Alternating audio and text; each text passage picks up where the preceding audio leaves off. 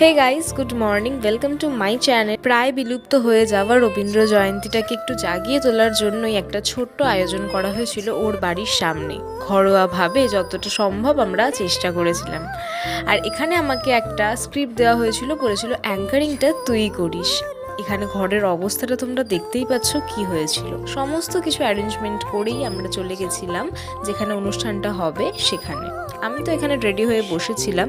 163তম জন্মবার্ষিকী উপলক্ষে করা এই আয়োজন যেন বাচ্চাদের নাচ, বড়দের গান এবং আবৃত্তিতে ভরে উঠেছিল। ভীষণ সুন্দর একটা সন্ধ্যা কাটালাম, আর লাস্টে কাকিমার এই সুন্দর একটা নাটক দিয়ে অনুষ্ঠানটা শেষ হলো। সবার শেষে আমরা খেয়ে দেই, তারপর আমি বাড়ির দিকে রওনা দিয়েছিলাম। ভিডিওটা কেমন লাগলো অবশ্যই কিন্তু কমেন্ট করে জানিও। খাওয়া দাওয়ার পর রাত্রিবেলা কাকিমা আর কাকু আমাকে ছাড়তে গেছিল। তো চলো টাটা, দেখা হবে অন্য কোনো ব্লগে। বাই।